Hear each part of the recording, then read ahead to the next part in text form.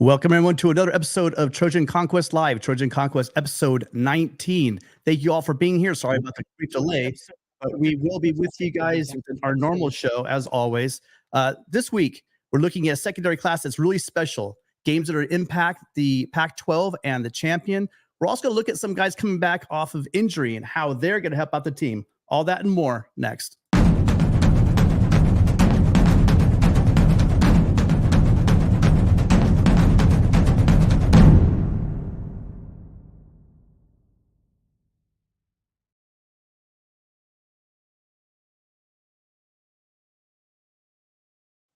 Again, thank you all so much for being here. We know that you have many options for a Sunday afternoon and evening, and you keep coming back to join us. We are the show that brings you all the latest news and our insights on the Trojan football program. This week, again, like I said, we're going to be talking about, all of you guys probably know at this point, if you don't, Zabien Brown chose Alabama over the Trojans. We're going to talk about that is a loss, and we're not going to diminish his abilities, but I'm going to tell you, we got some great corners already in this class, and we had 4- and 5-star guys already in the program. So after we talk about the secondary, we're going to move into, I really do, actually, Rick brought this up. We want to talk about what games in the Pac-12 this year matter the most. There are some really great games. I mean, literally, there are, this season, we have some great teams. There are literally a dozen games, I think, that are really impactful. We had to narrow it down to 5 each. Rick picked 5. I picked 5. We'll discuss those, and we'll ask you guys what you think, which games will be important. Also, there are guys coming off of injury, specifically 5 guys that did not play last year or played limited last year because of injury. We want to discuss, those guys, what their impact will be going forward. And maybe Rick has one in particular that he feels is going to be very impactful. That and much, much more. Rick, how you doing tonight? Tremendous, Tim. Can't wait to talk some USC football on a Sunday. Thank you, everybody, for joining us. We're getting more and more viewers, so we appreciate you telling your friends and joining us. Had a great weekend. It was a beautiful weekend, Tim, in SoCal, as you know. And I got a little chance to golf with some friends yesterday morning. I'm on the 15th hole at a golf course here in Orange County, getting ready for the par 3, 180-yard hole. And I look up, and lo and behold, I saw another Reggie Bush billboard, so I thought that was kind of funny. Yeah, someone out there is making it really happen for Reggie, and as well they should be. Southern California is finally waking up the idea this guy's trophy was stolen from him, and it's a shame. And I'm glad. I think there's a lot of traction. We're seeing a lot of comments from players. We're seeing a lot of comments from the administration, tweets, etc., that are saying, hey, it's time to give Reggie back his trophy. And I think that with that momentum, eventually there's going to be some traction. So like I said, we lost out on a recruitment battle with Alabama. And I'm going to say to you, listen, if you're going to lose to somebody, especially for a guy that's a secondary, a cornerback, losing out to Alabama and losing out to Nick Saban, who is a defensive guy, who is a corner, was a secondary guy himself, that's who you kind of want to lose to. A couple of reasons why. One, it's not a Big Ten team. So it's not like an Ohio State, right, where we'll be playing them in the Big Ten in a couple of years. It's not, well, I guess we're leaving the Pac-12, so it's not going to matter. And it's not Notre Dame. That's where we kind of worry about with Kynsgstonn Viliamu-Asa, which we'll talk about, obviously for the next couple of weeks until the 23rd. He'll be announcing in 2 weeks, I believe, Rick. Is that right? Yes, on the 23rd. Yeah, so we'll talk more about that. That one, if we lose him, I guarantee you it's going to be a double whammy. We lose out on a great player, but we're also be losing to a competitor. This one, unless we see Alabama in a bowl game, we're in the playoffs. It hurts, but it's not a situation where we're going to be missing out on a guy that's going to be directly coming at us and playing against us in the near future. He is, like I said, he is a special guy. He's a 6'1", 180 from Mater Dei, number 62 overall player, number 7 cornerback. The finalists were Alabama, Ohio State, and USC. Like I said, he went to Alabama, not Ohio State, so that's helpful. Just watching his film, he's smooth out of his breaks. He's physical on the line. He's a technician. He's smart. He knows the game. His eyes are on the ball. So this one hurts, but I will tell you, we're going to go into our secondary guys that we have. That's why losing a guy like this, when we have a room that's so full, you can handle it. You want guys like this, but it's not the end of the world. Rick, what are your thoughts on Zabien Brown? Well, I think you covered it, Tim, really well. It's congratulations to Zabien Brown. He chose the University of Alabama. You can't fault him. If we're going to lose to Alabama, so be it. But at least we were in the running. Let's not forget we also have 2 top 100 rated quarterbacks signed for this class in Marcellus Williams and Dakota Fields. So that's awesome. We also have another 3-star cornerback, Braylon, I believe it's Conley out of Texas. So we have 3 cornerbacks and we have 2 safeties right now in the class. So as you mentioned, we've got tremendous depth in the defensive backfield on the roster now, and recruiting in this cycle with 2 safeties and 3 cornerbacks. So it's not like we're hurting for depth. So, it would have been great to get Zabien Brown, but he made his decision, and he's going to, continue his athletic career in the SEC at Alabama. So you tip your cap to him. You go against Saban,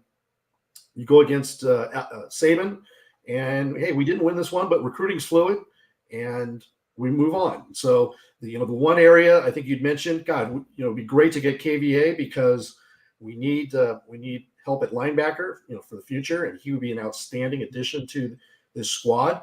But really, the focus is defensive line, and we talked about that last week. And yes, we did pick up players in the portal, but let's see it translate at the high school level. And you take a look at the other successful teams. I've been watching Georgia and Ohio State stack defensive linemen, and Georgia's been stacking some big offensive linemen. I mean, like 350. These guys are like 350, a few of them. So if you want to compete in the college football playoff at a national level, you're going to have to compete against those rosters. But hey, 2 weeks, we'll see what happens. But the staff has done an outstanding job recruiting, and we move on. Yeah, just really quickly before we move into who we do have on board, like Rick was named a couple of the guys that we do have that in this current class. We'll talk also more about guys we got in the last class and we have in the cornerback room, already on the program.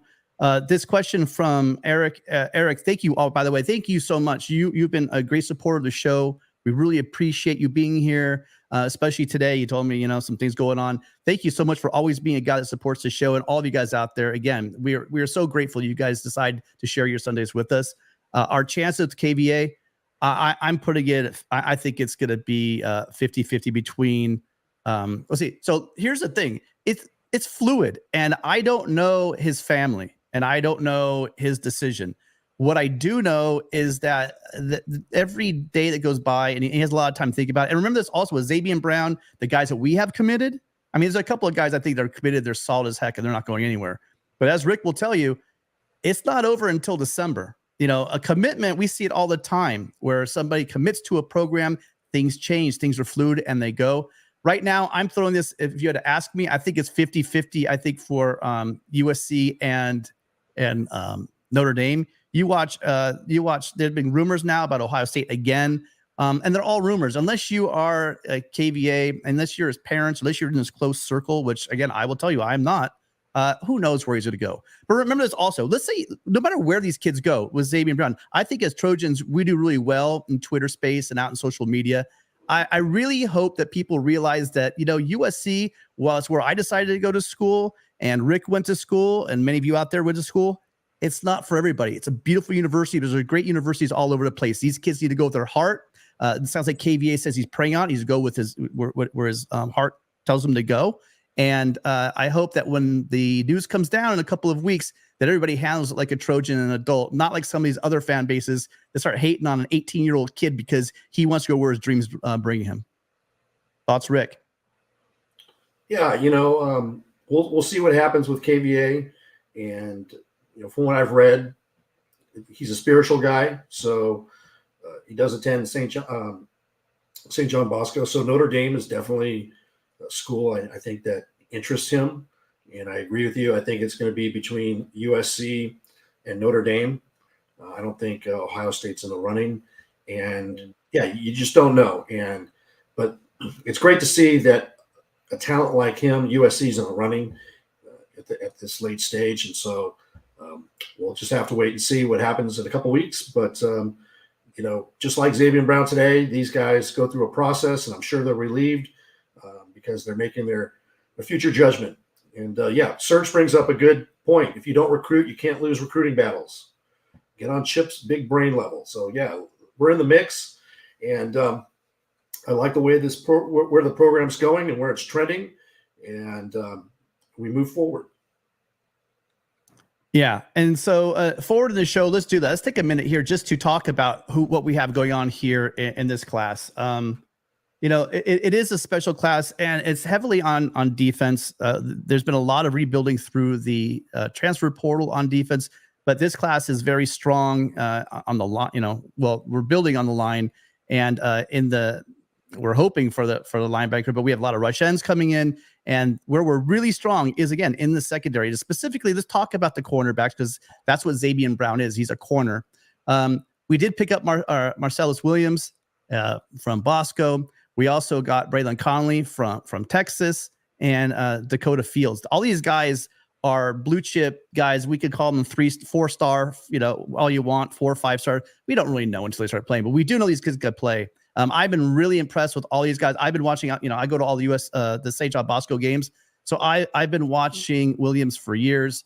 I've been watching the film on the other 2 guys, and Braylon Conley, the lowest rated of the 3, is the guy who's really his actual today in this moment. His cover skills to me are just like up there with the other 2 guys that are 4 stars. So, I mean, I'm looking at, we have 3 very highly rated 4-star players, in my opinion. We can go into details, and then they can break it down. Well, this recruiting service says this recruiting says that. I'm going to tell you guys, I think we're going to be very happy with all 3. And someone did make the comment earlier that they thought when Braylon Conley committed publicly to USC, they thought that was the sign for Zabien not coming. I'm going to tell you, in his own right, and people keep writing off Braylon Conley. He might be the one guy a couple of years back we're looking at and saying, this was the dude. And I can't wait to see what he can do on the field. Rick, do you have anything to add? Are you there? Yeah, I'm here. Okay, I'm sorry. I agree that I kind of talked about it earlier that, hey, if there's one area where we're not going to get a kid like Zabien Brown, it's in the DB room or the wide receiver room. I mean, we're pretty well loaded, so it would be great to have him. We didn't get him, and but as you just laid out, we got plenty of talent back there. There's a lot of speed back there, and they're going to help out. It's like a puzzle, Tim, and I like the way the staff is putting together this roster. Last year in the 2023 class, now in 2024. But you got a lot of guys that have speed in that secondary. And as you know, there's a lot of top-level quarterbacks in the Pac-12.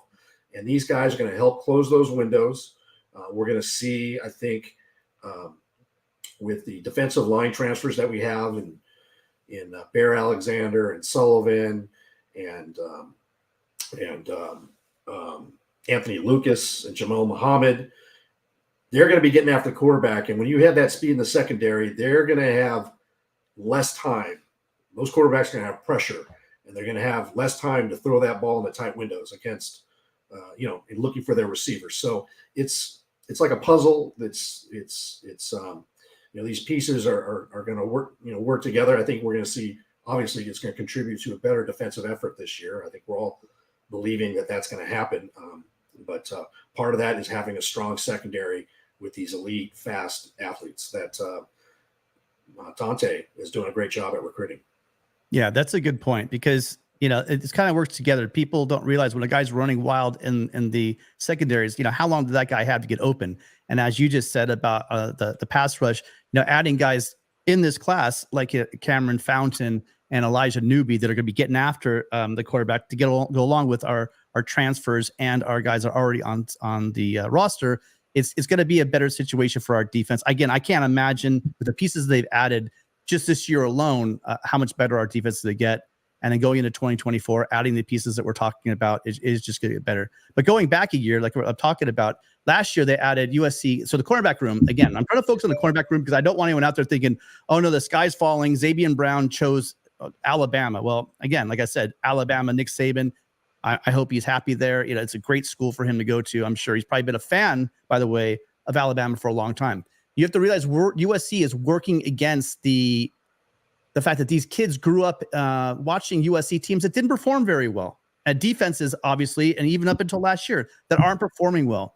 When USC turns that image around, you're going to start seeing guys like Zabien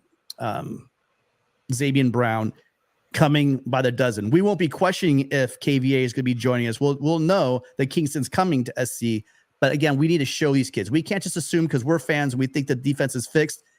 A lot could happen between now and December as well. If this defense gets playing as well as I think it is, any commitment made sometime in June or July or even August isn't going to mean much if USC's showing these kids that we are playing elite top 30 defense. And I think that's a strong possibility. But last year they added Fabian Ross and Maliki Crawford. Of the two, Maliki Crawford, I think he's 6'3". I'm not sure. Chad or Rick, you want to help me? But he's a tall, lanky guy. Both Fabian and Maliki were 4-star corners. And you're adding them to true sophomore Domani Jackson, Prophet Brown, Sierra Wright. And if you remember, we also on the transfer portal, we got Traquan Fegans, who's also a highly coveted funny. Maybe we're doing a trade. They could have Zabien and we got Fegans. So, I mean, it might be just a trade, working out here because that room, you guys, was already deep. We added to it with some studs, 2 corner studs, three recently. And now maybe the room's a bit full. Maybe he grew up. I'm not going to speak for the young man. Again, it's Alabama. So that says it for itself. But it's not a situation where it's a position of need where we got hurt and beat. Right. And I'd like to answer a question. There's a question by Touchdown USC. He had asked, hey, did Deuce Robinson get drafted? And I was looking at the MLB draft. They're in the first round. They've gone through, I think, 23, 24 picks, and he has not been drafted. But keep an eye on it. I don't think he was anticipated to be a first-round draft pick. But I don't know how many rounds they're doing today. But that's something certainly that Trojans want to know. But as of right now, Deuce has not been drafted in the MLB draft. Thanks for the question, Touchdown. So I hope that went some ways into alleviating any fears that you might have regarding our situation at cornerback. Yes, I'm not going to downplay it. The kid is a great stud. He's out of a local feeder school in modern day. But I just think we're seeing with a lot of these players in Southern California, they're starting to say, really, let's just see it on the field. We saw it last year on the field on offense. We didn't necessarily see it on the field on defense. But you guys, listen, we really appreciate all of you guys being here. But if you guys are enjoying the information we're giving you or any of the content we're providing, please let us know this is what you want to see by hitting that like button and subscribing. That way, that's our best metric for us to know that we are giving you the stuff that you guys want to see week in and week out. Next topic we had for the show is this idea of the biggest games of the year. So Rick said to me, let's start breaking down the schedule. I think this is a good way to do it. We'll start at the top of the games that we think are going to be the games that will be most impactful. The way we decided to do this is what games this year do we think are going to carve out and going to be the games that really decide who's going to be going to Vegas come conference championship game time. And Rick, I'm sorry, I know you gave me your list, but do you want to just go ahead and just give me the top 5 really quickly? Well, just start with your first game. We'll talk about that. For I think what the most important, my number 1, or go from 5, starting at number 5. That might be better. And you guys in the chat, by the way, or if you guys are watching this, after the show, and then you guys are watching this and record, go ahead and let us know. Drop us a comment. Let us know, which game do you think, or maybe if you're really industrious, go ahead and give us your top 5. What games do you think will decide if you want to do 3 or 5 that are going to decide who's going to be a conference champion this year in the Pac-12? So yeah, let's start with 5. That's a better idea, Rick. Appreciate that. Let's start with 5. Yeah. So as you know, Trojans, we got 48 days till our first game against Nevada.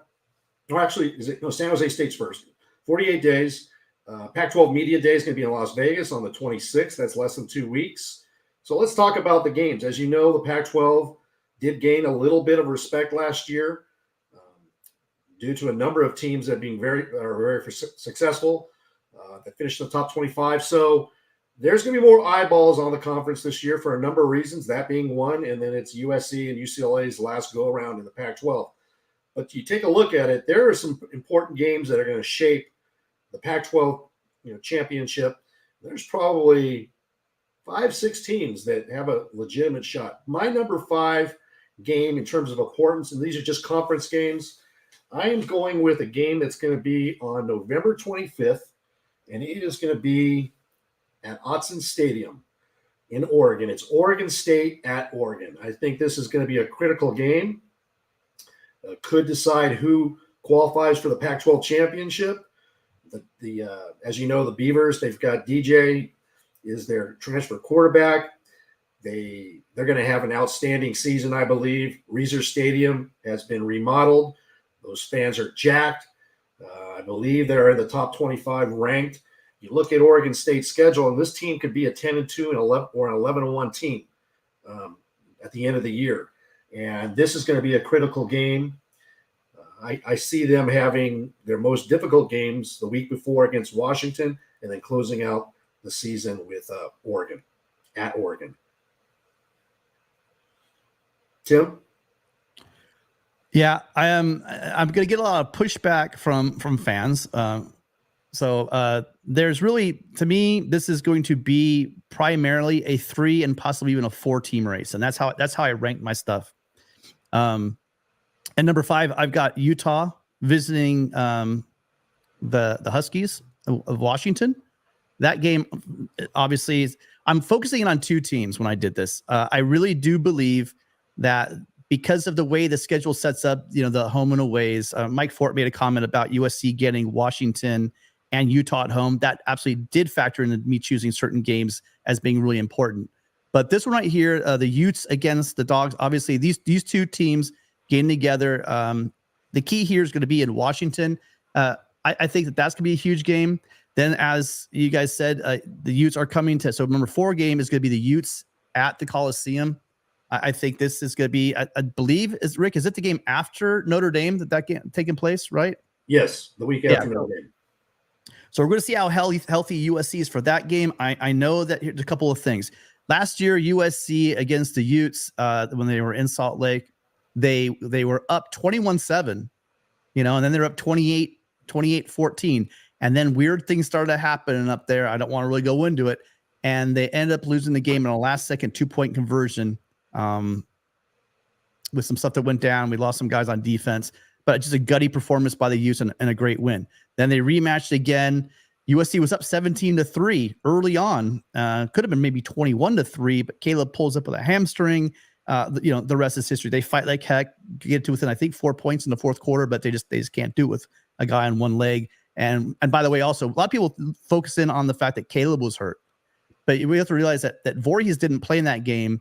And when they lost Nealon in the fourth quarter, I mean, that was it. When you lost Voorhees and Nealon from your line, and you have your Heisman quarterback on one leg, the writing was on the wall. So there's a huge revenge factor in this game, but there's no doubt that Utes are going to be a part of this of the picture, the playoff picture. And this game at number 4, the Utes against the Trojans, is going to play a huge part in deciding which one of those teams keeps moving forward. Number 3 game is going to be the Oregon Ducks at Washington. That's a huge rivalry. We already know. That's a traditional. I think you skipped me. I didn't give my number 4. What's that? I said you went to number 3, but I think you skipped me. I didn't get to comment on my number 4. Okay, go ahead, do 4. Yeah, because didn't you just do 4? Go ahead and do 4. Yeah, you just did 4, right? Yeah, I believe I did. Okay. Yeah, my number 4 game is, ironically, Tim, is Utah at USC. So I think that's going to be an important game. Another thing to look at, you bring up all great points about that game. I think another thing that Pac-12 fans have to consider, you talked about the injuries in the Pac-12 championship game to the Trojans. You got to take a look at Cam Rising. How healthy is Cam Rising going to be? Because there's speculation that he's going to be ready to play in the home opener against Florida in the first week of the season, which I don't know why you would play him against Florida or Baylor. Honestly, this guy's coming off, I think an ACL surgery. It wasn't, I don't think specifically mentioned, but I believe that it is, and he's not going to be ready for full, Division I college football in 7.5 months. I mean, they could put him out there, but he's going to be at risk. And so it's a situation that you're going to have to look at. And how is Cam Rising health? How's it going to be in the middle of the season coming to the Coliseum? It's going to be a big revenge game. And I think that's a factor to consider as well. So I have that as my number 4 game. Yeah, it's going to be a great game. And again, I'm going off of a lot of things, who I think is going to be the better team, which one has these big 4 at home, and then some of the other smaller road games. Again, I'm going to talk about a little later, maybe some spoiler games that kind of just barely missed my top 5. But yeah, that number 4 is going to be a solid game with the Utes against the Trojans. Number 3, I put Oregon at Washington. This is a traditional game. They're traditional rivalries. They're going to have 2 really good offenses. I think that the Huskies have shown last year that they have a slightly better defense. Oregon, for whatever reason, Dan Lanning was supposed to be the offensive guru. That defense, USC gets a lot of crap for having a bad defense, but whatever they were doing up there in Eugene wasn't exactly beautiful either. So it'll be an interesting game. Obviously, I picked these 2 because I think these guys are most likely to be your number 3 and number 2 teams. I don't know. That's why that Utah game against USC is so important. That's why that Utah game for number 5 against Washington are very important. But as you see, I think that's probably to come down to USC, Oregon, and Washington. So number 3, I have Oregon versus Washington. Number 3, I'm going with UW at USC on November 4th. Take a look at this game. Who are they playing the week before? Washington's going to be on the road playing at Stanford, and USC also will be on the road playing at Cal. Both of those teams will be in the Bay Area, and then Washington will travel to USC for the second consecutive week. I think this is going to be an epic game. It's going to be a shootout. Everybody's going to be looking forward to seeing Penix Jr. versus Caleb Williams in the Coliseum, and with Washington's high-powered offense and their outstanding receiving core going against USC and their secondary, as we talked about earlier, this is going to be an exciting matchup. It's going to be one of the last times that we're going to see Washington in the Coliseum. So that date is circled, November 4th. That's going to be one heck of a game, and it's going to contribute to who's going to qualify for the Pac-12 championship. Yeah, I have that one on my list, but I have a little bit higher because I do think actually that USC and Washington, and I do believe that plays out also in the odds for the conference. Someone correct me if I'm wrong, at 1 and 2. I have that game a little slightly higher. For number 2, then I have USC going up to Autzen, playing in a traditionally very difficult place to play, loud, noisy, obnoxious, and they're going to be heading up there. In a game is really, I think, going to decide maybe the psyche of this team and what we're going to do. I think it's really important. It's one tough game against the top guys in the conference that they're going to play on the road. This is your road test. It's against 2 of the best teams in the conference, most likely to get to that conference championship game. And also, I think this is probably USC's biggest chance to drop a game. As much as I think that Oregon is a solid program, I think their offense and Bo Nix really turned it around last year and absolutely have the ability to beat this Trojan team. And throw on top of that, you're playing one of the most difficult places to play in the country. The one thing I am really happy about is you have a 3rd-year quarterback in Caleb Williams, who's played. He played in the Rice Eccles when he played Utah. He's played in huge games. He played in the Red River rivalry game, and that kind of a game. So he's a big-time quarterback that shows up in big-time games, and that's not to take anything away from Bo Nix, but I think with the additions on defense that USC has, I think they slow down that offense, and I just don't think anybody in the Pac-12 is going to be able to slow down USC's offense. All great points, Tim, and this is another one that we both have at number 2. I have that game at number 2. It's going to be a very important game, as you've mentioned.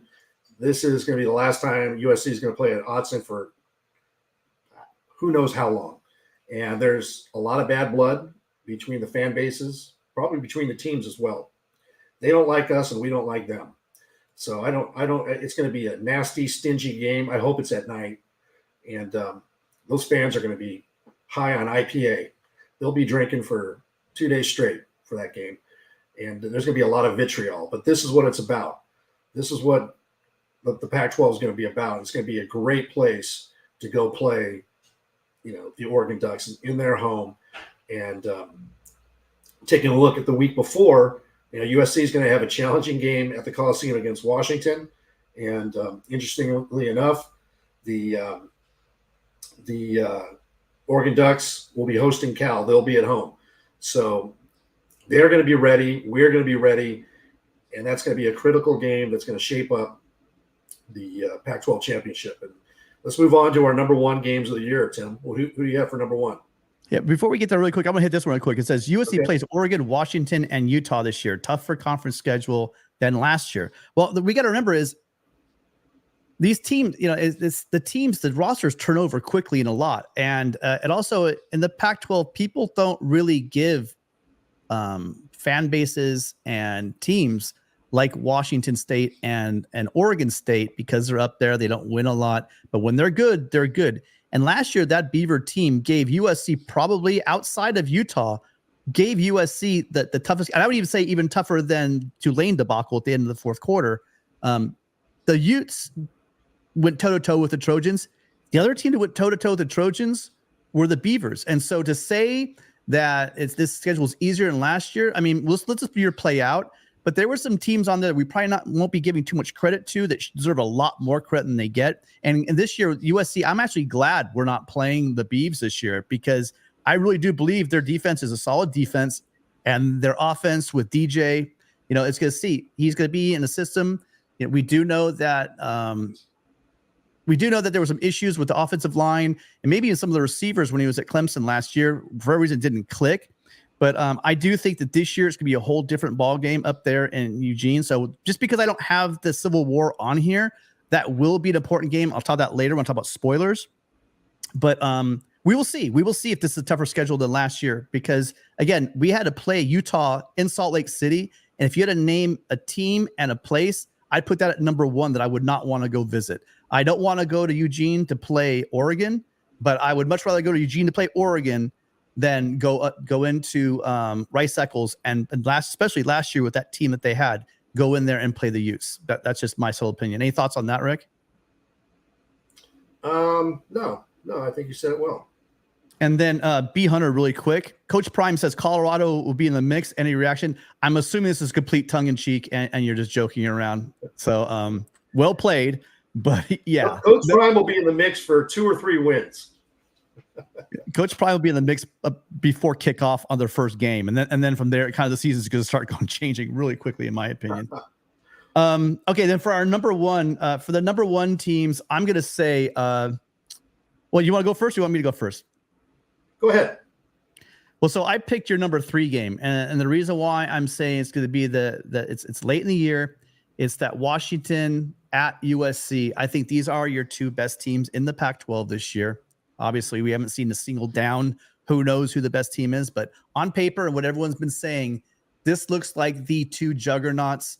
And the way I worked it out, you've got 2 games with the Utes in it, 3 games with USC, 3 games with Washington, and 2 with Oregon. And if you look at the way I set these games, is because I truly believe that these are the 4 teams that are going to shape it. But when all the dust settles, I think that USC is going to go up against a high-powered offense with Penix tossing the ball to Ndunze and that incredible offense they have going with DeBoer really has that program running. They've always had talent there, at a low key level. They always get NFL guys at Washington. They always play out of their mind. I am really glad we have this game. It's not in Seattle, and then it's at home here at the Coliseum.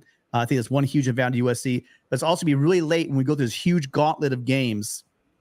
Thank you, Pac-12, that we're going to take on. But I do believe that this game is going to be the one that decides who may or may not be playing. Because let's be real about this. There's a very good chance that USC and Washington going into that game have about 1 loss, Rick. They might have a loss going into this game. And if one of them has 2 losses, definitely this game is a decider. But even a 1 loss, you don't know. Oregon gets hot. Utah gets hot. Oregon State gets hot. There might be 2 teams with 1 loss. And if you have 2 losses on your schedule, you're going to be the odd man out. So this game to me, the Huskies versus the Trojans at the Coliseum in November is going to be the most important game of the year. Yeah, no, all good points. We had my number 1 team is your number 1. My number 1 game is your number 3 game. And appropriate timing. I think Sergeant Pickles is in the house. Sergeant Pickles, a loyal Washington Husky. You're going to like this one, buddy. The number one game is going to be Washington, UW hosting Oregon.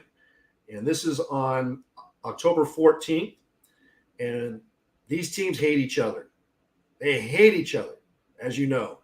And Oregon has had the upper hand in the last 20 meetings, 15-5. And they'll tell you that. Now, they like talking about history going back 20 years, only when it's against Washington. If you bring up USC history of past 20 years, it doesn't exist because they believe football started in 2009 up in, what do you call it, Tim? AAA Eugene. There you go. So they're going to be our farm system going forward. So let's remind everybody that UW went into Autzen last year and put up 37 on that SEC West defense. And they beat them 37-34 at Autzen.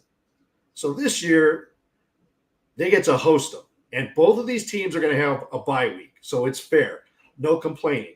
And they're going to be ready. And there's going to be hate in the air. And this is going to kick off the Pac-12 because whoever loses this game, like you mentioned, Tim, is going to have one loss. And then every other game after October 14th is critical if they want to go ahead and qualify for the Pac-12 championship.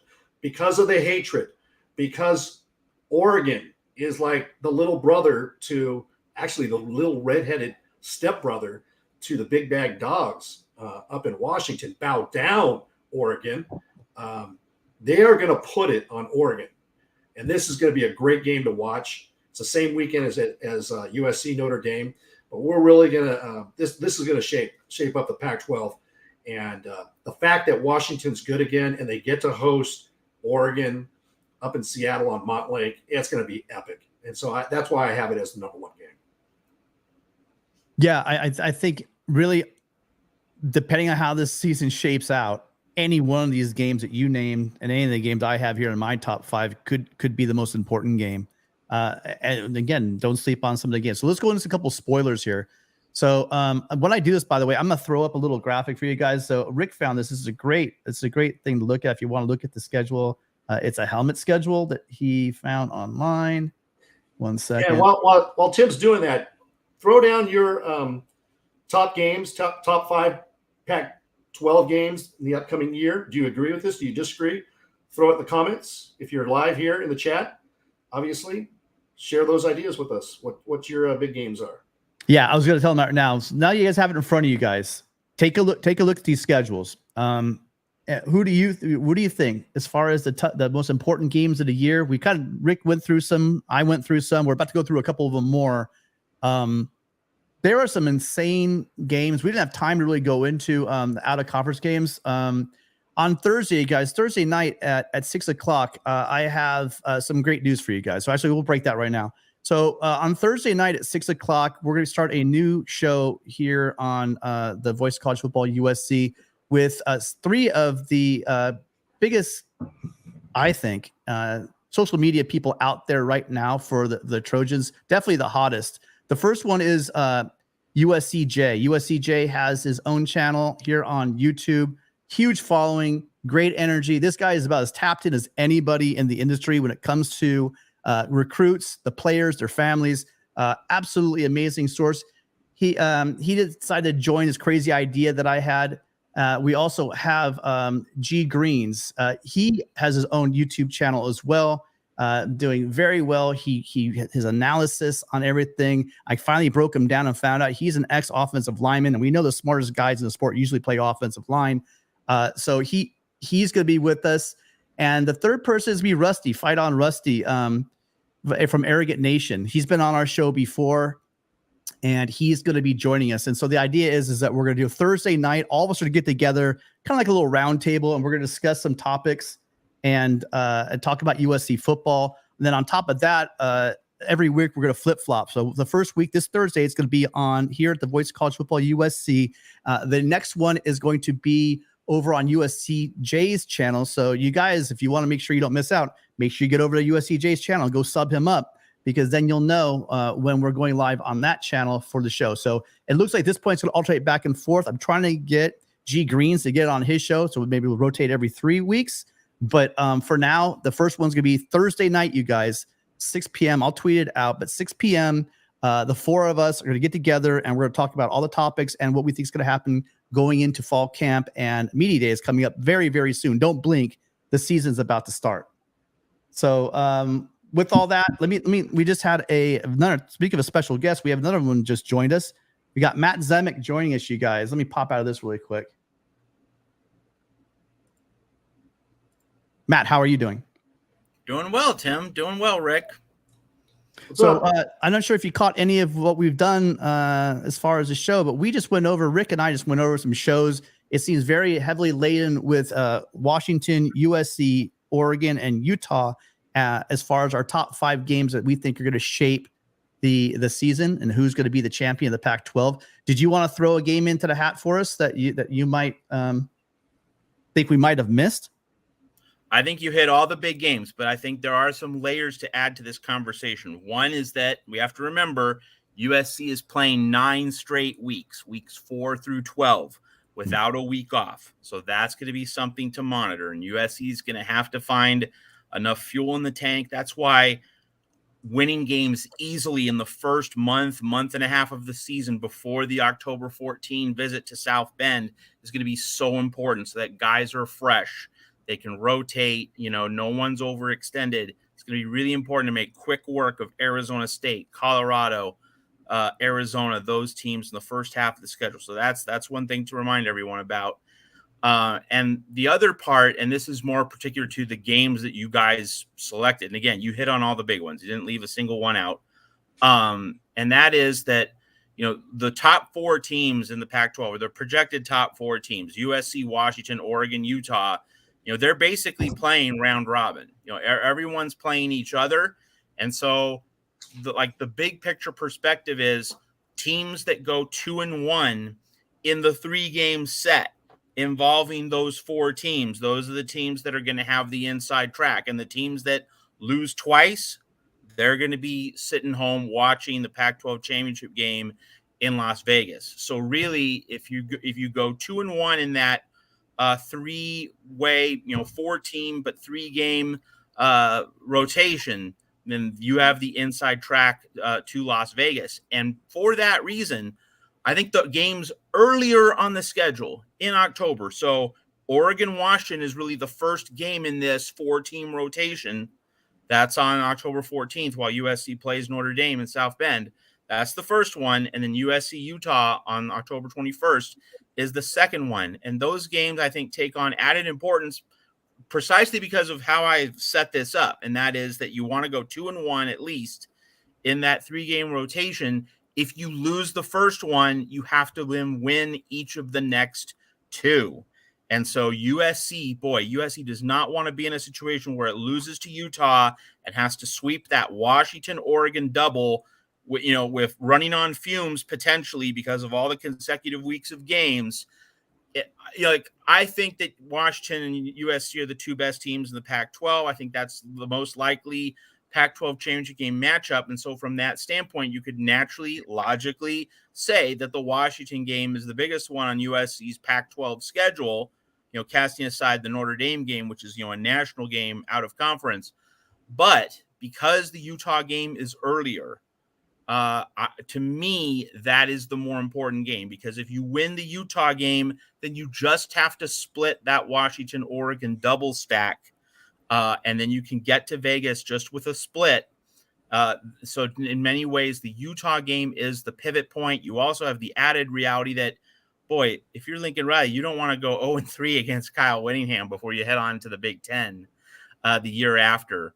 So those are a few things to keep in mind, that you want to be in a position where when you get into November and guys, have accumulated wear and tear, and you might be a little bit exhausted, boy, you want to have more margin for error rather than less. And that's why USC Utah on the 21st is big.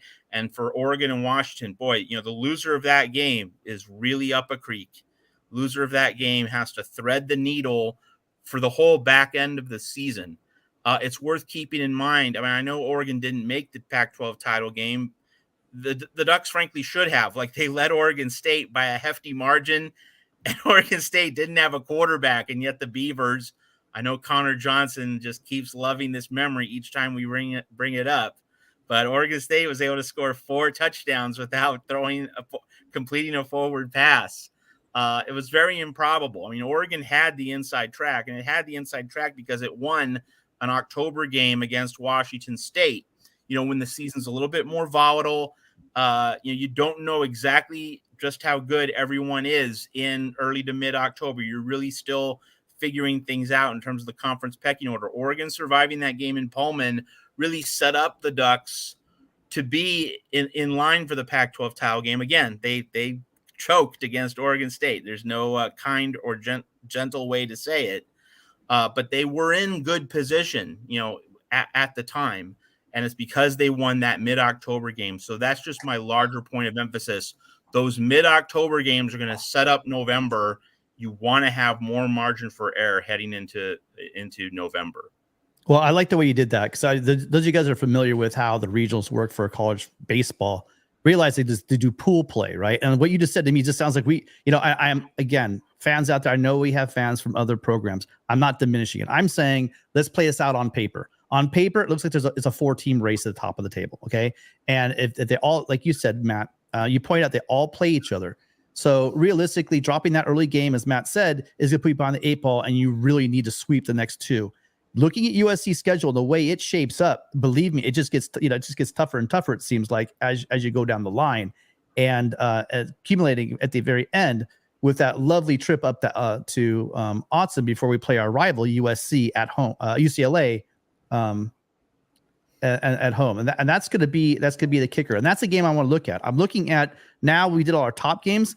Let's look at some of the programs that maybe don't get the hype nationally, that we know as who follow the Pac-12 might come up and bite us. We talked a couple of times about the Civil War, but I'm going to tell you about another rivalry, and that's USC UCLA. And if you look at the way that one lines up, you look at the fact that yes, there's a little bit of a break there when we play Cal, but if you look at the schedule right now, USC goes on a run of Notre Dame, Utah, then there's that Cal game, but then it's Washington, Oregon, and then you play your rival UCLA. And by then, whoever they have playing at quarterback's going to have the whole year underneath them. Matt, you brought this up, the fact that you had DTR playing quarterback there for 5 years, and with all that ability. And now the question mark is going to be is, what's going to happen to that void? We don't know what a Chip Kelly team really looks like without DTR running it. What's going to look like as far as their ability to play. But I will tell you, if one thing I've learned from watching USC for all these years is you can literally, and it's not just some kind of cliche, you throw the records out when they play UCLA, because again, usually when we're highly stacked, we're going to crush the Bruins. But I've seen games. I mean, I guess we don't have to look back. There was a Pete Carroll game. I'm not going to talk about it. It's bad mojo. But there was a game that kept us out of a national championship where everyone thought we were going to roll right through them, and they had a defensive game plan that just stymied us, and the Trojans could not move the ball. So be very careful about that one weird trap game. That's weird to call a USC UCLA a trap game. But after a big run, depending on who knows, maybe the Bruins might be rolling at that point. We don't know. That's why it's all on paper now. But I do think this is a one game people might not be paying attention enough to, that really could cause a problem for USC trying to get back to Vegas. Is there a game you guys out there that you think that might be a game that'll hop up and get one of these teams?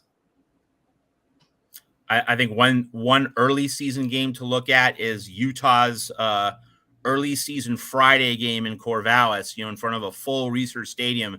And let's remember, when USC went to Research Stadium in Corvallis last year, they had only one half of the stadium able to have seats. So Utah is going to get the full Research, the full renovation. There's going to be noise from both sides of the stadium. And again, early season on a Friday, short week. Utah plays UCLA the week before. So Utah plays UCLA September 23rd, and then has to go to Corvallis on Friday, the 29th. So that is a dangerous situation for Utah early in the season. Rick, yeah, I agree with that. I agree with that 100%. That Matt, that was one of my.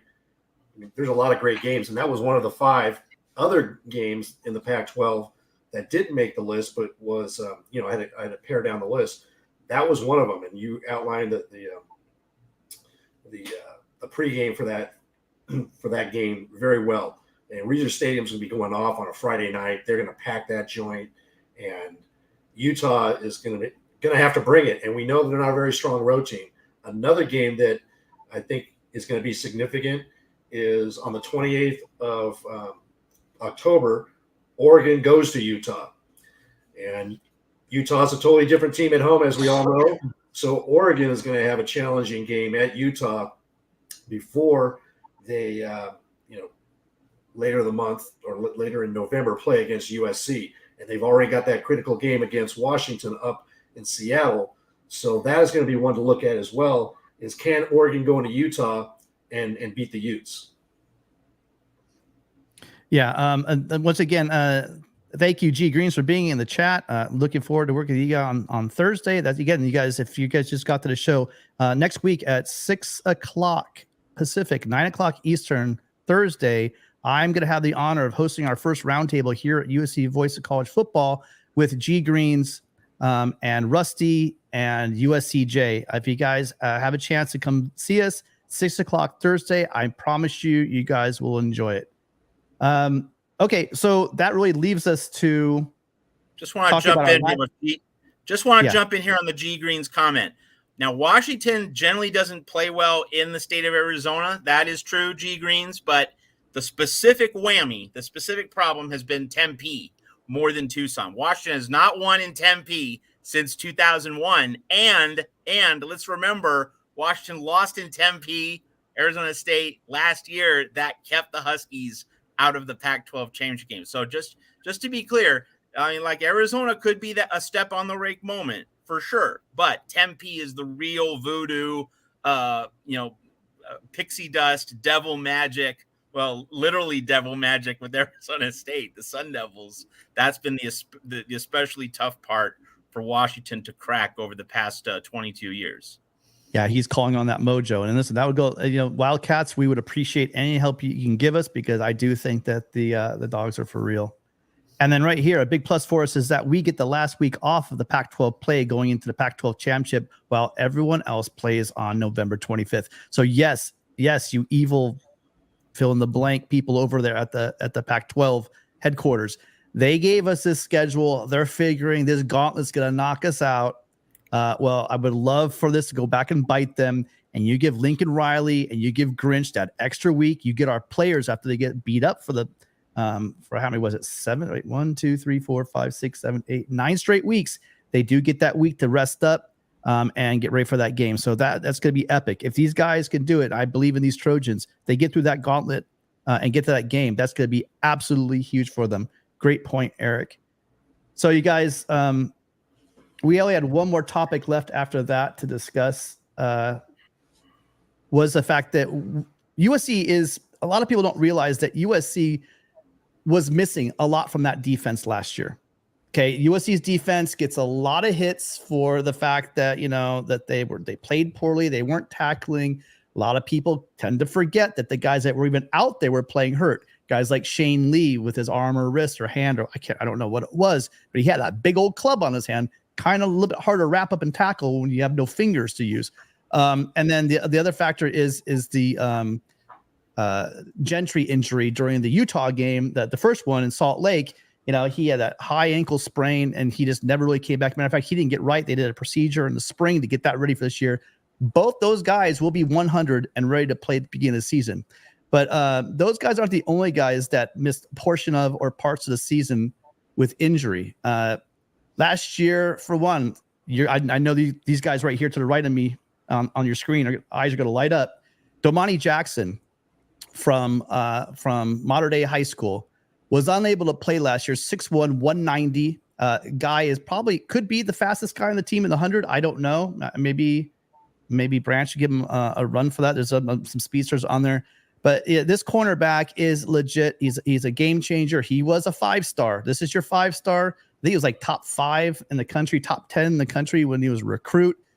Definitely one of the top cornerbacks, and I believe he was a top player in California. Unfortunately, last year he was still working through his own injury. Matter of fact, we talked about Zabien Brown earlier. The reason why Zabien Brown was able to come onto the scene and get a little bit more playing time at Mater Dei was because of that Domani Jackson ACL injury that it had at Modern Day, which allowed Zabien to get on there and get into the limelight. So this is a guy that we anticipate will do great things. He's obviously going to be competing for that starting position at cornerback. Do you guys want to add anything about Domani? Matt, go ahead. Oh, just, and this is something I've said before, but people like watching USC last year and just following the games, soaking up the commentary insights from various commentators, pundits, analysts. One of the common threads, one of the common themes about Domani Jackson in the brief time he was on the field is that everyone seemed to fit their roles in the secondary very cleanly, very neatly when Domani Jackson was on the field. USC had more coherence, more continuity in that very brief time. So, boy, let's get him for a full season and see how fluid and put together that USC secondary can be. Yeah, and Domani, this is a young guy that his senior year, he tore his ACL and he had a rehab, and he came to USC, and he only played a few games last year. Don't know if that was injury related in terms of coming back. That's always challenging as a freshman to play D1 level, and you're coming off of a major surgery, and you have to adjust to the speed of playing at USC and playing in the Pac-12. And that's kind of what I pointed out a little bit earlier. One of the challenges that Utah's going to have with Cam Rising. I think it would be foolish to start that young man in those out-of-conference games that really don't mean anything, because when it comes to the Pac-12. So you're taking a look at that. So with Domani, not only is he probably 100%, he's probably feeling the best he's felt in a while. And you could take a look at it. He's the fastest guy on the USC roster. They do these speed drills, and he was over 21 miles per hour. He was like 1 mile per hour faster than the second fastest USC guy, which is just insane. So if he gets his mental right and he's physically, capable, that is going to be an added bonus. And kind of like what you see Georgia doing with their defensive line rotation, USC is going to have that with their secondary. They're going to be able to plug in a lot of guys, and they're going to be wearing down receivers. There's going to be creating opportunities. They're going to rotate fresh guys in there, I imagine, and be looking for opportunities to, pass deflect, interceptions, tackle. I mean, really put the clamps down and give the quarterbacks in the Pac-12 something to think about. So excited to see Domani added in there, as well as, Zion Branch. So that's going to be exciting as well. Yeah, in the spring, you talk about speed. In the spring of his, I guess it would be then his 21, so his junior season, he ran a 10.25 100 meters. So this guy has legit track speed. This guy is just lights out fast. He's not a small guy either. You look at him, man, he looks almost like a safety playing cornerback, just size-wise.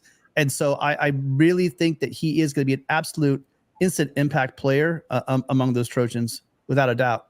The next guy I want to talk about is a guy from my alma mater, St. John Bosco, Jude Wolfe, 6'5", 250 tight end. I believe this might be his redshirt senior. I don't know, redshirt. He's been around for a while. He's been often injured. Matter of fact, he was also still kind of working through some injuries in the spring, to the point where they had to bring Tabarachi over from linebacker to move into a tight end position, kind of work out of like a H-back role. And we were really thin at tight end. I think he comes in. I watched him play 4 years at St. John Bosco. He's a big guy. He's got good hands, but man, this is a guy I really think could be a great blocker for USC inside the goal line. But most people are saying, actually, what I'm hearing is they think that the tight end will be used primarily as a blocker outside the 20s, and that's when inside the 20 in the red zones when you're gonna start seeing them play. Any thoughts on Jude Wolfe coming back, Rick? Well, we'll have to see it, and hopefully for this young man, he gets an opportunity and he gets right physically, and would love to see him finish off his USC career with putting in a full season and getting the most out of it. So you just cross your fingers for this guy and hope that he can contribute. I know that he's been working hard at USC trying to get get it right and get healthy. And so you can only wish the best for him. Yeah, I mean, I think we see a lot of Lake McCree, but Jude Wolf absolutely deserves to be in that conversation with him. Kate Eldridge will be on his Mormon mission, and as we know, Deuce Robinson was high school. They in the recruiting service called him a tight end, but he's going to be playing a wide receiver thing. Anything on Jude Wolf, Matt? I just think the essential observation here is that he's another depth piece, and so just the snaps that he gets, that gives Lake McCree and others a chance to observe, to learn in a different way. And it just gives Lincoln Riley and his staff a chance to rotate bodies and tinker with, explore in that first month of the season what they have. And that might open up some things for later in the year. Let's remember Lake McCree, he made that great 31-yard catch and run really against Notre Dame. And so, Lincoln Riley sits on some plays and he unveils them, for some of the bigger games. And so, like, Jude Wolf just will enable Lincoln Riley in that tight end room to gather and collect information.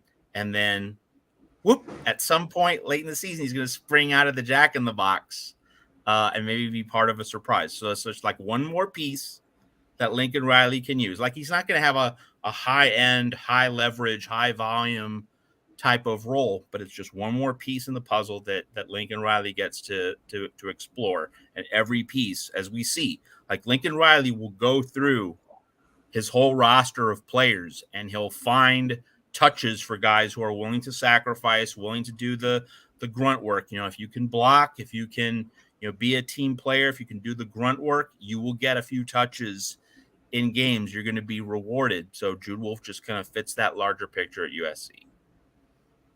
And then we head back over to defense. So Jude Wolf was the one of the guys that was actually the one outlier as an offensive player. Most of these guys, like I said, would have been really helpful probably last year on the defense. And none other than Romello Height, who, if you remember last year before the season, there was a lot of hype. A lot of hype behind him. He's shown some flashes at Auburn. There was a lot of hope he'd come in. This year, he's a redshirt junior, 5'3", 230 rush end. Rick, you were referencing that one speed test that they were doing where they had the guys do a running start, right? And then there's like a 10-yard area where they're seeing what their maximum velocity is during that time. Yeah. And it's a funny thing. You saw a bunch of guys, running backs, you saw some receivers, you saw some defensive backs, and then up towards the top of that list, you saw Romello Height. And so we all took high school physics, most of us, right? It's force equals mass times acceleration. This guy is I do not want to be that guy on an end around or a quarterback that gets caught looking on his blind side the wrong way when this guy gets to him. He's going to be coming back, hopefully, again, another strong position for USC. I think that rush end position, it's going to be, talk about competition in the fall. There's going to be a lot, but I think this guy is going to have a big chance to come in and become an instant impact maker. Matt, what do you think? One of the things about Romello Height, if he can be healthy and productive, is that the more Romello Height can do, the less we have to worry about Corey Foreman.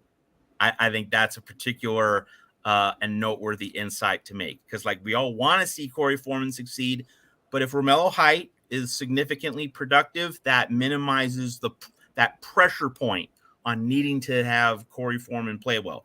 We want it to happen, but if it doesn't happen, Romello Height can, replace that unrealized production. Let's put it that way. Foreman's moved though, so they're not really there. They kind of moved him out of the way, so he's not really doing that rush end position anymore. So that might be. To me, that difference isn't especially salient because, you're looking for Corey Foreman to make high impact plays in various ways all over the field. So. Just if Romello Height is doing things, if he's making a real impact, then just in terms of collective production, collective impact on the USC defense, it kind of releases that pressure valve a little bit, and we don't have to be quite as focused on it. Yeah, this kid's exciting. I hope I believe it was a shoulder injury. I hope that's healed. I'd like to see him get an opportunity. This kid's a dude. I mean, he walks off the bus and you notice. So you add him with Bear Alexander and Anthony Lucas and Sullivan and Corey Foreman. Again, you're building up a rotation. If he can contribute off, Jamil Muhammad, there's just going to be a lot more athletic talent on the defensive line that's going to contribute to turning around this defense. I know from a national level, they like to laugh about USC and they bring up Tulane. That's fine. That's okay. But us Trojans that know, we know. And you out there, mention who you were excited to see that didn't get to see the field last year. Who's your favorite Trojans returning? We talked about Romello Height, Jude Wolfe, Damani Jackson. Those are three right there. Is there another one we're overlooking? Which one do you think is going to contribute? We have one more team in this 2023 season. I'm sorry, Tim. Well, we have one more to go. Yeah, and you guys, there's a great those to choose from. Jackson, Height, Wolf are three really good choices. But then there's also Zion Branch, and a lot of people forgot about this guy. He came in with some big height, and he was one of the top. He was like a top 50, top 60 guy nationally. Safety. He's 6'2", 213. He is the older brother of Zachariah Branch, the receiver, the 5-star receiver that came in. Both these guys have athletics for days. They are related to Cliff Branch. So you guys are a little bit older and maybe a Raider fan might remember the receiver Cliff Branch. He didn't play last year. I'm not too worried about the safety position, but whatever he does bring with his speed, with athleticism, and with his size, he's going to be able to instantly battle for position there in the secondary and would have helped us. Again, remember, football is a sport of attrition. And especially with that 9-game run we're going to have, we're going to need to be incredibly deep and talented. That's how you get, you guys, a lot of people don't realize that's how you get to the playoffs. One of the biggest things that hit USC last year, it wasn't that Grinch can't coach, that Benny Wiley doesn't get them ready, that Lincoln Riley doesn't care about defense, blah, blah, blah. Our guy is terrible. A big part of it was, like we started at the beginning, guys were hurt the whole season, and guys that were out there were playing hurt. So the teams like the Ohio States, the Georgias, the Alabamas, the Clemsons, they have been stacking their roster for years, and they have that depth built in. So when 1 4 or 5-star drops off, another one steps up. Then he gets hurt, fine. And throughout the year as well, it's not who you replace with. Also, is like Matt was saying, if in these games early on you get those leads, you can rest these guys up. You can get these backups some experience. That's exactly the recipe to win and to become a national champion. And adding a piece like Zach Branch is another step for making sure our secondary can have that nice rotation. And we do have the depth pieces to push also the starters to make sure that they are also working as hard as they can. Matt? Absolutely. And I would also say that, one thing that Alex Grinch is going to have to think about in that first month and a half, basically through the Arizona game on October 7 is, all right, like if we're in the third quarter, and USC's leading by like 17 points, like generally in control of a game, but hasn't put it away. Grinch is going to have to make some decisions in terms of, all right, the guys who haven't been starting, do I give them snaps? Do I give them reps in games that USC hasn't fully put away, but is leading by like multiple possessions? So like, it's not a 50-50 razor's edge type situation, but the game's not fully done and dusted, put it in the deep freeze, as Chick Hearn would say.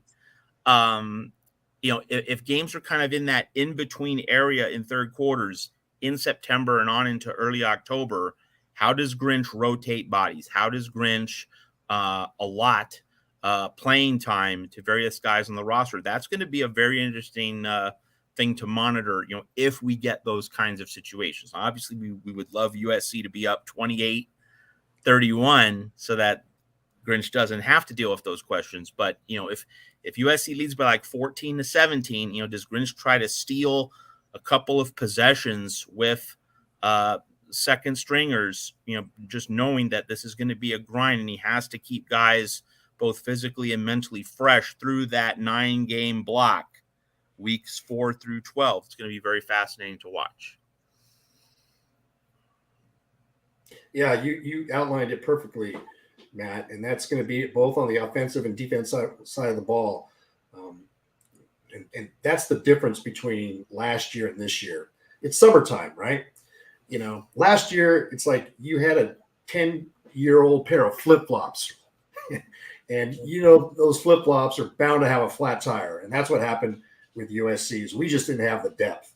But now you got a good new pair of flip flops. You're rocking them, feeling comfortable, and you know that, hey, you're gonna play better. You're gonna feel better. I know that's a stupid analogy, but I'm a stupid guy sometimes. But no, that's I think that's absolutely true. You know, it's not about it.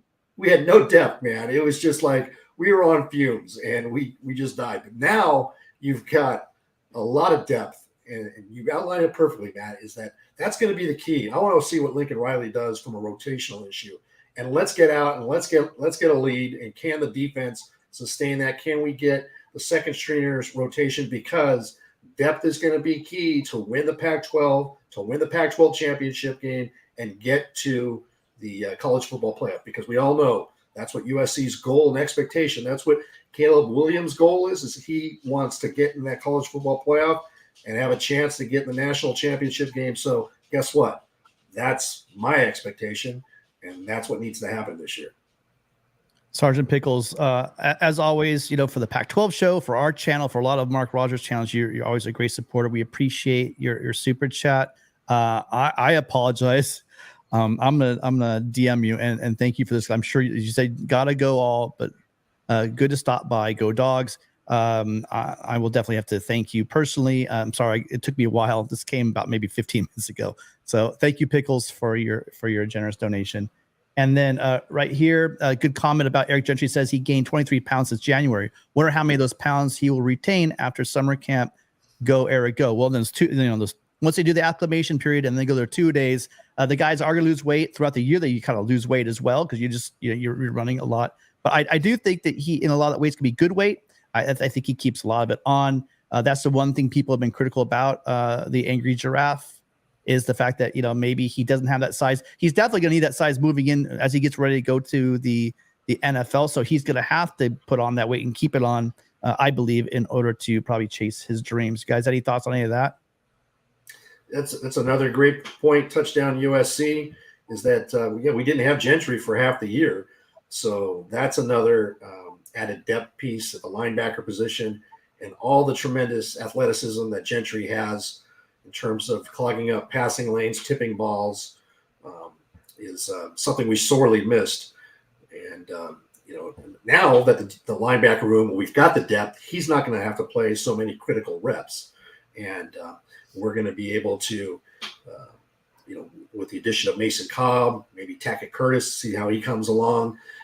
It's going to be exciting in the emergence of Rajon Davis. So it's going to be exciting to see what the linebacker room does. And, it's great to see that Eric Gentry is putting on some weight because, like you mentioned, Tim, he needs to put on some weight if he expects to get to the next level. Yeah. And someone called me out last year, I think during the post-game show, someone made a joke about Brandon Rice speed. And I said, I don't know, is he fast? Well, I mean, in this metric, he did clock out as one of the fastest, getting at the 22.6 miles per hour for Rice. Okay. And so then on the last thing we had really for the show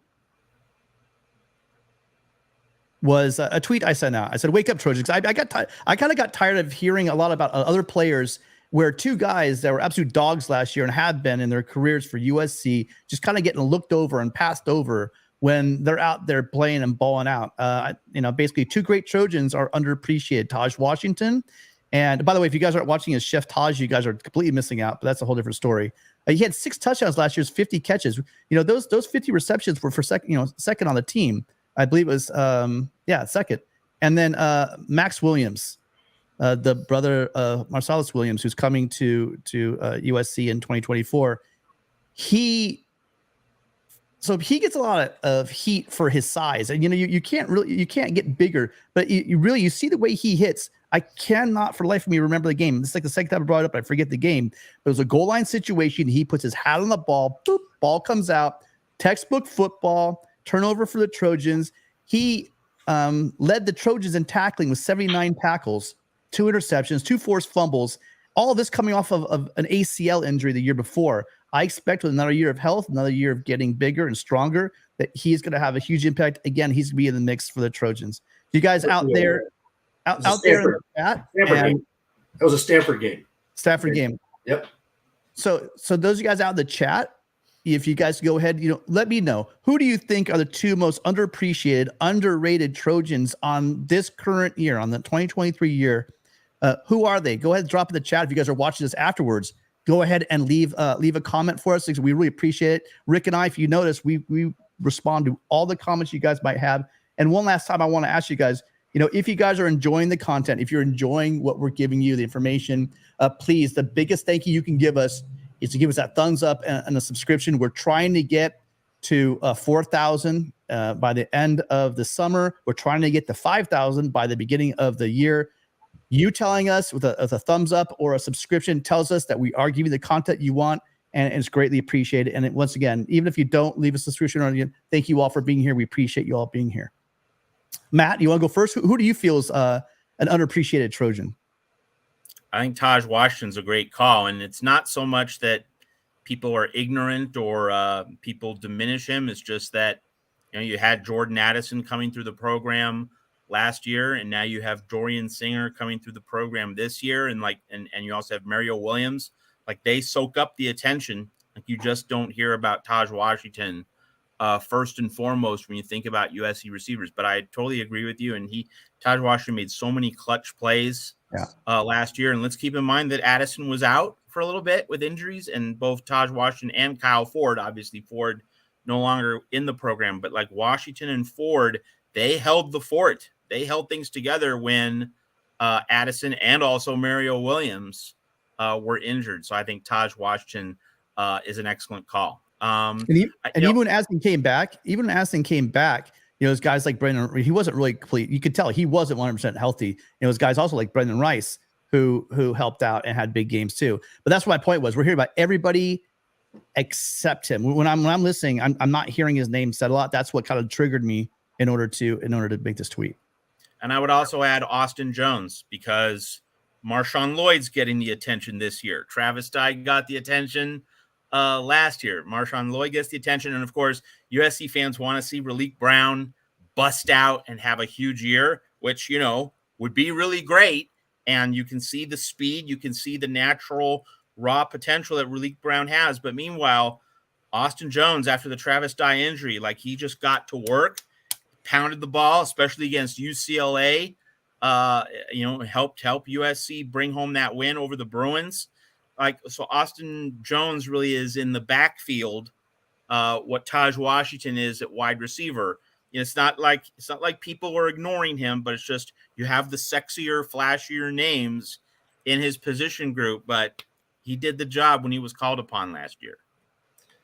That's a good point, Matt. And I'm actually going to go one below that, Darwin Barlow. I think that guy's underappreciated. You saw the end of the UCLA game, that physical style of running. And I think that's somebody we've got to watch out for this year, because he was underutilized for whatever reason. I don't know. But I'm looking forward to seeing Darwin Barlow, because we're going to need a stable of running backs to rotate. And they bring different qualities to the game. I know there's a lot of hype about the two Texas incoming running backs, Amarian Peterson and Quentin Joyner, and rightly so. Tim and I saw what they had to offer at the spring game up close. But Darwin Barlow is a guy that has been overlooked, maybe underappreciated. I don't know why. But if he gets the opportunity, and he will this year because of the schedule, the depth that we've talked about, he's somebody keeping an eye on. And on the defensive side of the ball, Solo. This is his last year, Solo Tuliaupupu. And so, and I think, again, kind of like a Jude Wolf, this guy has been injured his whole USC career. Last year was his first year that he played pretty much injury-free, and he's getting back into the speed, the flow of the game. You add all of the defensive pieces, and that's going to let a guy like Solo excel.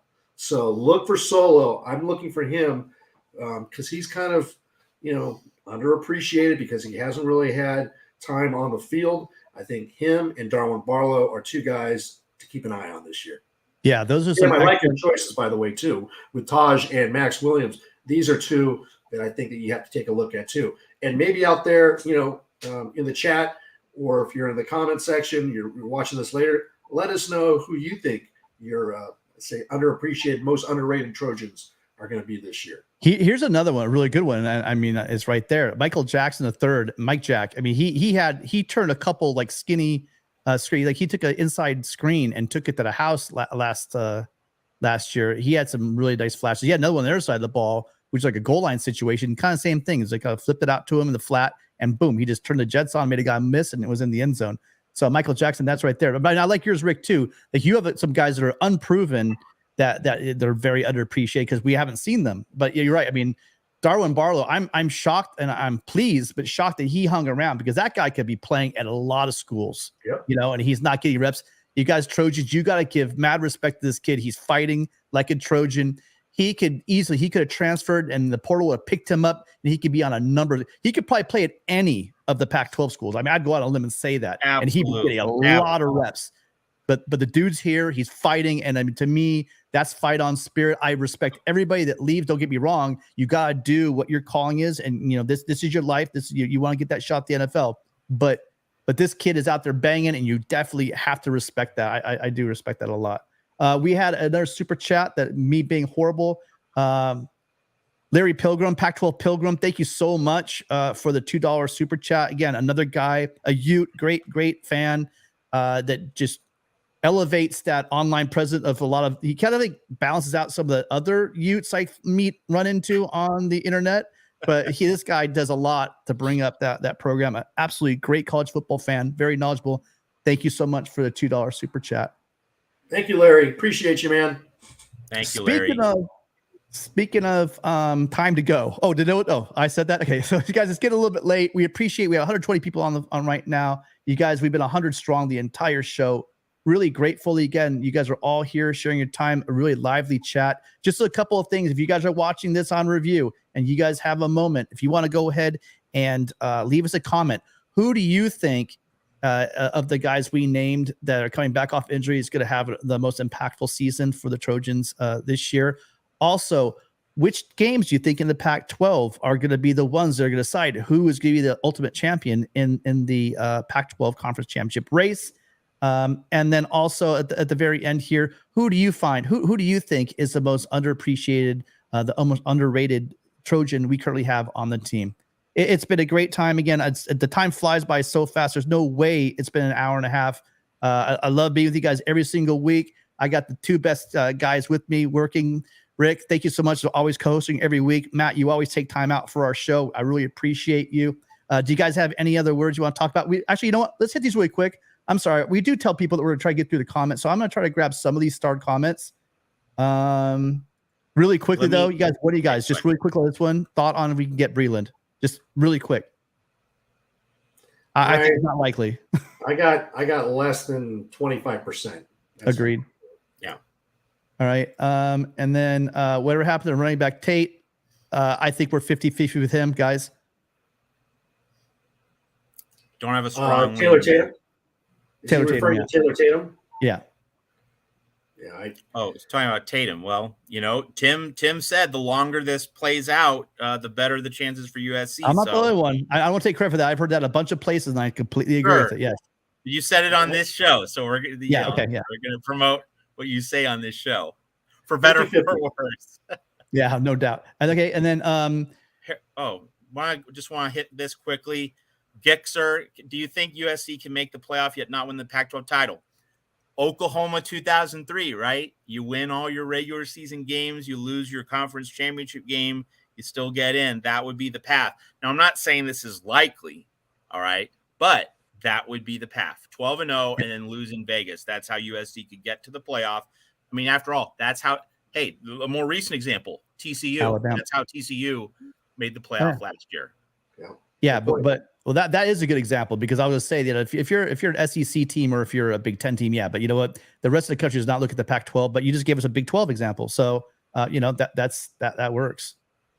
Did we try to offer the kid that went to Arizona? I believe he's talking to rushing. No, this one seems like he's a kid just wants to stay home, believes in what they're trying to build down there. And the main thing there is that it didn't go to Oregon, so that's a plus. Yeah, absolutely. Modern Day is loaded, but so is St. John Bosco. Go Braves. Media is coming up. on the 21st. Tick, tick, tick, tick, tick, tick, tick, tick. Again, you guys, this the time's flying. You know, there really is. There's people say there is no offseason. I don't think there really is, especially at programs like USC, with all the drama and all the stuff going on. That incredible month of June helped us get through that really dead period. It just seems like we're flying, warp speed towards the season, and I can't wait to see what happens this year.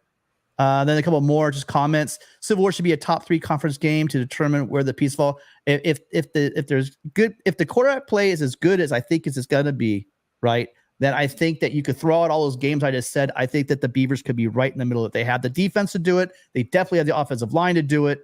It's going to come down to how much DJ can take off in that Smith offense. If that's the case, that's the one thing that's held back the Beavers for the past couple of years. They haven't had that quarterback. He can do it. He's got one of the strongest arms I've ever seen in my life live. So, I've never seen John Elway. This guy's got a massive gun. I mean, a massive arm. So I'd love to see what he could do.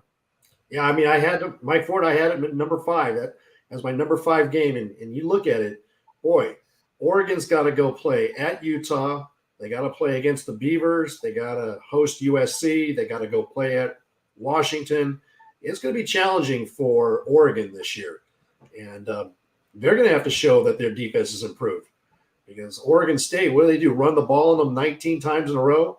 But again, let's not knock on. That's exactly what I'm talking about. For 3 years, 2 years, and then I think this year too, that Oregon State offensive line is sneaky good. We're going to see NFL guys coming off of that offensive line. I'm telling you, they don't get a lot of hype up there in Corvallis, but that offensive line is legit. Yeah. And then one more, and I got one special one for you, Rick. I have this one. I see 3 and 9 for Colorado. I see the same, and I bet you the panel agrees. I agree with you, Mike. Yep. And then one more for Rick, special from Corvallis. Actually, I don't know if Clint lives in Corvallis, but LBC picked so you picked some zingers, and they all came out. That's right. LBC picked every UCLA upset loss last year. How about Bruins going to Corvallis? Yeah, Clint Moses, great question. Thank you. Thank you for being a loyal viewer, and appreciate the question. Yeah, they are going to Corvallis, and when is this? I'm going to have to take a look at that, but I don't see UCLA beating the Beavers at Corvallis. I mean, that place is going to be rocking this year. It wouldn't be an upset. Search mentioned. Yeah, that would be an upset. I just don't see that happening. That's not going to be an upset. The Beavers are going to take care of business. Corvallis is going to be rocking with their new stadium, and I'm looking forward to watching a lot of Beaver games this year. But yeah, I'll have to take a look. We'll be picking games, and we'll have to come up with some upsets. And so I think that Clint is talking about last year. We also do, matter of fact, we're actually going to have one this Wednesday. The Pac-12 show that we do here on the USC channel. Our first show is going to be on on Wednesday. And last year, I don't think, Rick, you're doing it this year, but we used to do the pick'ems, and Rick pulled out some absolute. I believe you picked the upset over Utah and Washington, correct? I believe so. And so we do that. It's a lot of fun. You guys want to join us on Wednesday for the Pac-12 show? We really appreciate it. You guys, it's going to be a great time. Before we know it, there's going to be the season will be upon us. USC is absolutely positioning itself with that secondary, with these guys coming back from an injury to have a magical year. As I put USC 3 of the biggest games of the year. I think USC, and I'm not going to limb here, I think that they are the expected to win the conference. It would be actually an upset if they didn't, in my opinion. Everyone stays healthy. There's 2 things. There's 2 massive keys. I think you said actually at Trojans Wire, Matt, you said keep Bear Alexander healthy. But I think that if we keep Dedich and Williams healthy, I don't think there's pretty much anything that's going to be able to stop us from making it to the Pac-12 championship game. I think we're too deep on offense. And we add so many depth pieces on defense that it's going to be, even with that major run you guys talked about, those 9 games, I still think that USC is in the driver's seat. Any last words, guys? Pac-12 championship or bust, Trojans. Let's rock and roll. 48 days. All right. For Matt and for Rick, I'm Tim. We'll see you guys all. Make sure you guys check out my new show on Thursday with we're gonna do a roundtable. The four of us are coming together to collaborate. We're just gonna move around a little bit. Make sure you check that out. On Wednesday, we have the Pac-12 chat show, and tomorrow night we have Mark Rogers and we have Matt Zemek doing USC Live. You guys, thank you so much. We know you guys have a ton of places you could be. You guys, a lot of you have some great followers and great viewers. We'll see you guys next Sunday. Remember, it's 6 p.m. Pacific, 9 Eastern. Everybody fight on.